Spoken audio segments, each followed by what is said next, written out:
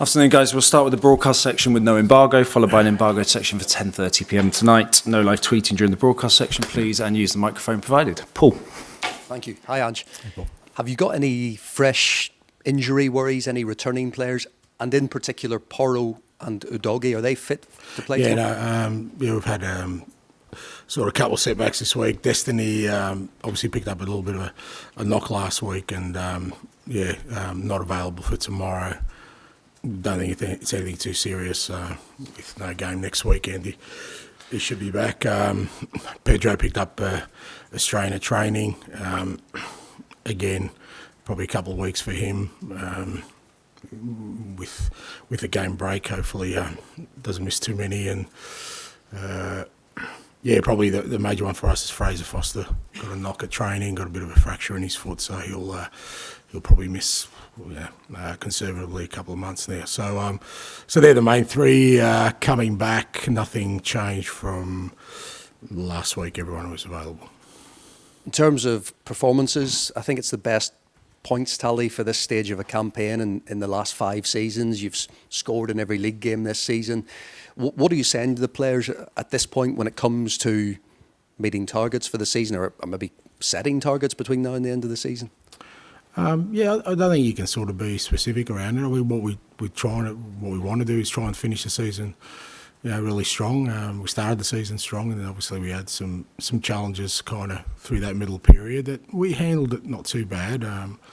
Obviously the results weren't great, but our sort of competitive levels were still decent through that time, and it's about finishing the season strong. I don't think it's any different to any other team. You can have sort of specific targets, but ultimately, if we can finish the season strong, we'll be in a decent position.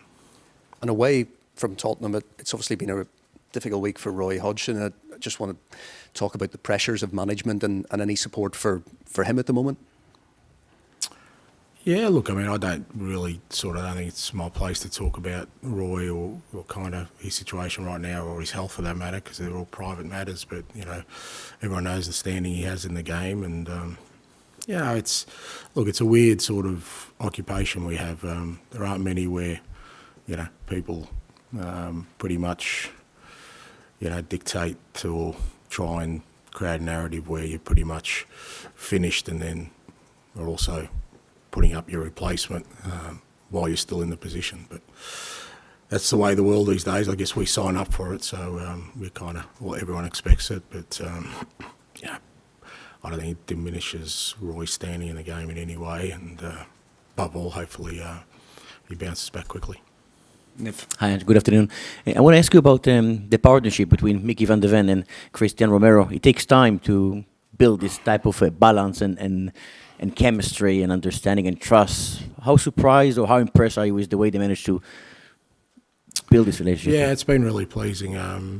As you said, like centre-back partnerships, most of the time, they tend to build together because you need so much understanding in a crucial part of the game where a lot of it is almost unspoken, where, you need to be able to understand each other's game. And I think they complement each other really well. I think I've just been super impressed with Romero this year, the way I already knew he was one of the best defenders in the world, but the way he's kind of tackled the whole leadership area and, really sort of become disciplined in his play, and how he's, not just Mickey, but the other players, he's kind of really guiding them in the right way, but especially Mickey. And, Mickey, I've already spoken about. The way he's adjusted to the Premier League has been outstanding. So it's great for those two. Obviously, we missed both of them during the middle part of the year, so it's good to have them both back out there. A question about Brennan Johnson, please. Becoming a bit of a super sub. We saw the goal against Brighton, the goal against Brentford as well. How impressed you've been with him, with his role at the team? Yeah, again, look, I always feel it's harder for attacking players because invariably people just measure them against one thing, and particularly, in Brennan's case, he's a young man, and there's a transfer fee attached, and then people just measure it on one thing. But we didn't bring Brennan to the club just for this year. He's here for the long term, and I know he's going to grow a lot more. He's probably certainly started more games than I thought he would, but again, we've had some real issues, with injuries during the early part of the year, and he's tackled every task, really well, and he's got a couple of goals. People forget he's been unlucky a couple of times, hit the post here and there. So, but ultimately, that's he knows that the measure for attacking players at any football club, especially the big ones, is sort of your output in that final third, and pleased for him that he's getting those rewards. Wolves have been one of the most pleasant surprises of the season. You remember the game back in November. What do you expect for them this weekend? Pretty much what you've got from them all year. I think Gary's done an outstanding job. They've got, they work hard for each other. They're a well-organised team. We saw that, when we played them at their place. They worked hard to the last minute and got the result. And they've also got some pretty, special individual players in that group as well. And they're always a threat going forward. They're exciting when they run with the ball. So. We're expecting a tough game, but I think you get to this point of the year and, I don't think there'll be too many easy ones because everyone's got something to play for, I think, we're expecting a tough one. Rob. Hi, Ange. Ryan Sessegnon was involved in training yesterday. Where is he in terms of his fitness, and is he someone who could potentially be back in the first team squad soon? He's back training, which is the first step. Now he's just got to sort of put a body of work together at training and then we'll kind of assess it from there. But, this is kind of the first week he's had with us. With Sess, it's just a matter of, like I said, it's about getting a body of work together that gives him confidence, gives us confidence that his body will be good. And so far, this week he's trained well, done everything he's been asked of, and hopefully that continues. So he's someone you want to get on the pitch sooner rather than later. He has all the qualities you want. It's the same as everyone else, mate. No different. I want all of them to be out there. I want all of them to be available. He's no different. Obviously, he's gone through a tough time, but there's no point in me sort of putting any extra sort of pressure on him. He knows kind of his biggest hurdle is just going to be being out there for a prolonged time. He kind of had a false start when we got him out there a few weeks back because we had a lot of injuries, but like I said with Sess, it's just about him getting a body of work together, and then he'll feel better, and I think he'll feel more confident about taking an opportunity. After the Wolves game tomorrow, you've got a 2-week break. Is that beneficial time on the training pitch with your players, or would you just rather have another game? Probably this kind of time of the year you'd rather have a game because you kind of. We've only got one a week anyway. We're obviously not in Europe, not in the Cup. So it also means that that game's going to get jammed somewhere where we're going to have to play some pretty big fixtures in a short space of time. So much rather have a game, but we've kind of known we're not going to have that game next weekend, so we're planning accordingly. Thanks, Charlie. Do you just wait for the microphone?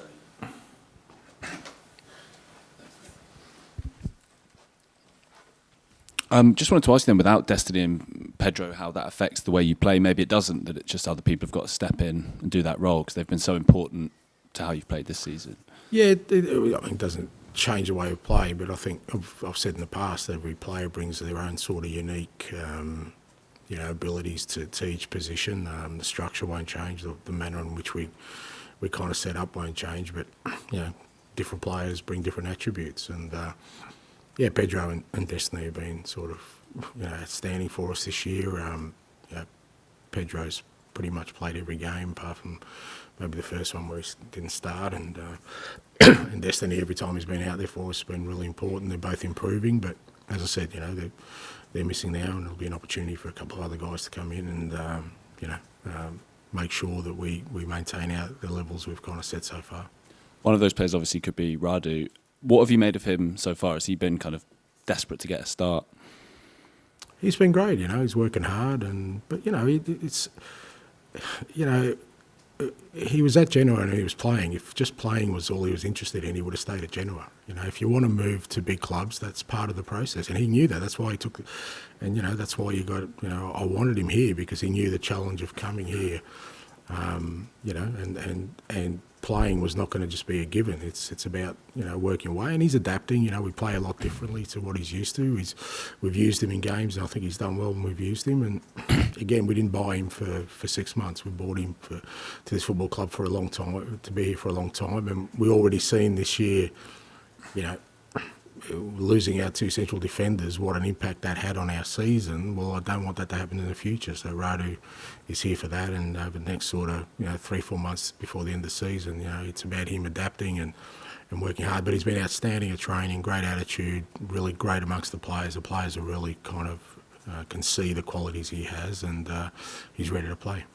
Just on another topic, I just wanted to ask, was that event yesterday for Proud Lily-Whites celebrating 10 years at the LGBTQ plus fan group? And just how important to you and to the club is that inclusivity? Because it feels like Spurs are one of the kind of leading clubs, and it's that group has kind of led the way. Yeah, I mean, look, I feel sort of, like I said, that the club is it's very, very important to the club. For me, it's a bit different. I just take people as they are. I've never understood why you try and treat people differently for anything in life. And, I guess the fact that we have to have, such a sort of different take on these things is kind of beyond me where I am in my life. But it's great that the club, has been at the forefront of this. I know the guys came down to training, and I had a chat to a few of them. They're really proud of what they've done the last 10 years, and hopefully that keeps growing. And and hopefully, it rather than sort of us being a standard bearer in some form, it just becomes the norm. Has that changed? Sorry, just to follow up. Has that changed a lot since that inclusivity awareness since you've been in the game, and has it changed enough? I guess. Mate, mate, the world's changed. It's you got no idea, mate. You got no idea how much the world's changed. I still remember I was in the city with my kids yesterday, and they saw a phone booth and they didn't know what the hell it was, mate. He said that's how I used to call your mum. So the world has changed a lot. Okay, James, please. Hi, Ange. I don't know if you've seen any of it, but there have been some reports this week suggesting you may be on Liverpool's shortlist to replace Jurgen Klopp. Just wondered if there was anything you could say about that, or wanted to say about that. I may be on a shortlist. Yeah, no, I don't think I want to say anything about that, because I don't think that's ever going to enter my sort of brain space for what's my priorities in life and in my profession right now. And no. You must feel, though, you're only just getting started here at Tottenham. Well, I am, yeah. Not just feel, I am. I've only been here for 7 months, so I think that's self-explanatory. I've been at pains to say that, we're still, we've still got a long way to go in terms of the football we want to play, the team we want to be, the squad we want to have. We've had, I think, 2 positive windows. I think we've had a decent campaign so far, but, we've got a long way to go. Do you think there's any doubt at all that you'll be here next season? You see, but that's what I'm talking about. That's the funny space when we talk about managers. When we're not going well, then they're questioning, whether we're going to be here. When you potentially are going okay, then they're still questioning about whether you're going to be here. And the reality is, most of it's out of our hands. So I've never worried. I've never thought about that. I've got a history of 26 years of management where you can see pretty clear what I do, and I rely on that as my explanation as to where my thought processes are with all those kind of things. But like I said, right now it's about finishing the season strong with Tottenham and making sure that we're kind of trying to establish a really strong foundation for who we want to be in years to come, and that can only happen if I'm totally focused on what these last 14 games can bring for us. Do you take any of the Liverpool chat as a compliment at all, or not? It depends, if it's just people throwing up names, and who cares? Seriously, doesn't matter. But at the end of the day, if I'm doing a good job, hopefully it does mean that, people will acknowledge that in one form or another, whatever that form is. But, so-called chat, I mean, really, it's not no of interest to me. Thanks. Okay, and we'll finish with George, please. Hi, Ange. Just want to take you back to that Wolves game in November. You kind of referenced that a little bit afterwards, talking about how you weren't happy with the way the team played. What was it about that performance that you sort of didn't like, and how much has the team grown, I guess, since then?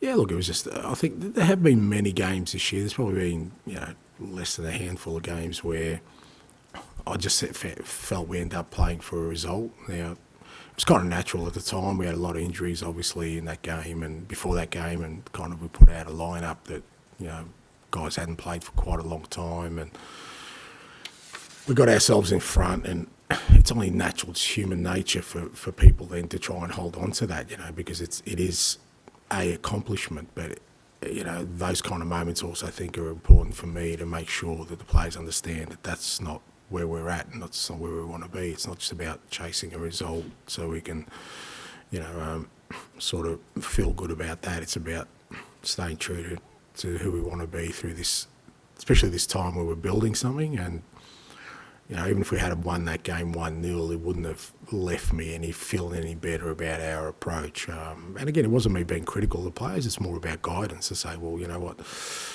it's easier because we didn't get the reward. But even if we did get the reward, I would have sort of had the same message that that's not sort of, you know, where we want to be heading as a team. And like I said, for the most part, that hasn't happened.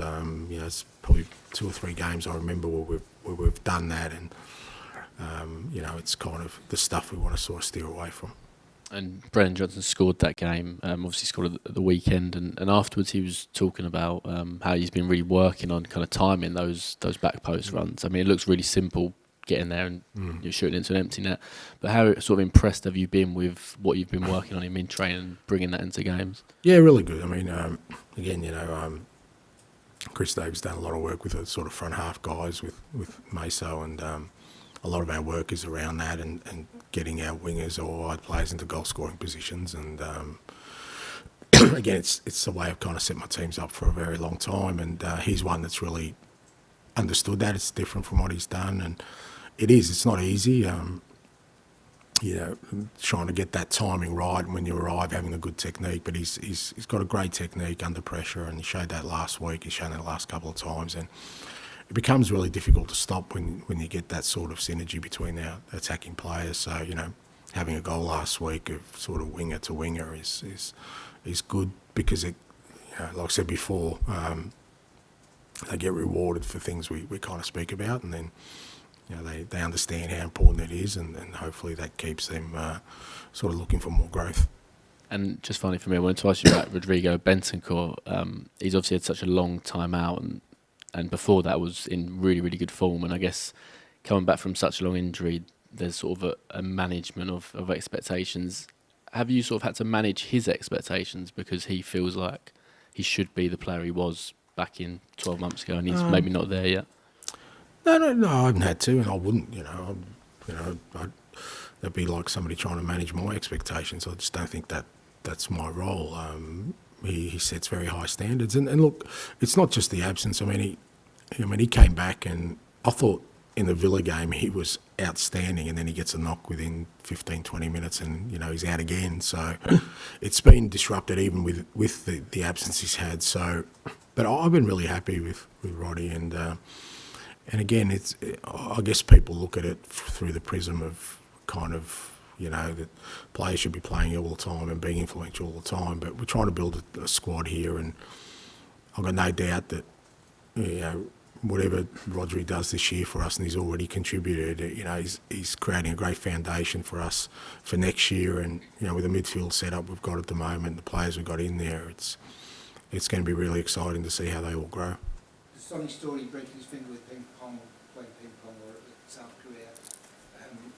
It's made a few people smile for different reasons. I know you've not lost him, which is great, but do you have any memories from your career of injuries that didn't sort of happen? Yeah, I think you got a few stories confused there. I don't think he got injured playing ping pong. Is that what you're suggesting? Or? No. Okay. No. Yeah. I mean, I don't have any strange stories about that stuff. But Sonny's great. It's great to have him back. He obviously gave everything for his country. Fell short in terms of their goals, and it's been great to have him back around the group. And in terms of the incident, I think it's been handled. That's for the sort of Korean Football Federation to kind of handle. What I know of the story, and I haven't asked too much about it, I don't know the detail. I think it was just Sonny being Sonny, being a leader, and I think when you're a leader, sometimes you get in the firing line. Just return to the ping pong incident briefly. obviously it's a funny story, it's a bizarre story, but it's also about sort of discipline and respect and team bonding. Is that the sort of captaincy you can get behind? Yeah, look, like I said, I don't want to talk about it because I don't know all the details. I don't really want to know. It's kind of an internal matter. But like I said before, I think what I know of the story is, you know, Sonny showing leadership, and that's what leadership's about. You know, leadership's not about being popular or trying to make everyone happy. It's about, you know, if you see something that you don't think is right, that you stand up for it because you feel it's the best thing for the group, and whatever that case may be. And I see that in Sonny. I think sometimes people mistake him with Sonny because he's such a positive guy. Whenever you see him, he's smiling, and everyone, you know, everyone has a real affection for him. But he wants to win. He doesn't like standards slipping. I've seen him do it around here. You know, him, you know, and with Romero obviously in matters, but especially Sonny. If something's not right, he'll say it. And sometimes it's not really the popular thing to do, but I think for the most part, players and people who follow him respect that, and that's what you need to do. And as I said before, sometimes that puts you in the firing line with the playing group, sometimes puts you in the firing line with the coaches, sometimes puts you in the firing line with the club. But as a leader, if you believe that this is the right thing to do, then you should stay strong in it, and I think Sonny has those characteristics. I wasn't going to say that because everybody sees him as a smiley, he is obviously a nice guy, but that was sort of Roy Keane-esque. You've seen things. You're saying Roy Keane's not a nice guy? Just to be clear, you said Roy Keane is not a nice guy. Yeah, okay. Look, I think you just got to be yourself. That's what leadership's about. You can't copy. You know, Sonny by nature is a nice guy. He's very polite. He's very respectful. Doesn't mean you can't be a real winner and sort of a guy who has high standards, because he wouldn't be playing at this level for so long unless he did. There's a real discipline that you need to last this long, and especially in the Premier League, in a position that he plays, there's a real discipline and in a sort of drive to have high standards, and I think that transfers to leadership. And you know, I've seen all kinds of leaders, and the best ones are the ones who are themselves, because I think people respect that. When you try and put it on and try and be somebody else, then I think people see through that pretty quickly. Did you know that about him before? Yeah. Like I said, I mean, obviously, you know, I followed him pretty closely from, you know, career and national team, and you know, being an adversary, and knowing how well respected he was in the game. In that part of the world, I knew that, you know, that's the kind of person he was. And, you know, I obviously knew a few people here at Tottenham as well, and they all spoke in the same sort of way about him.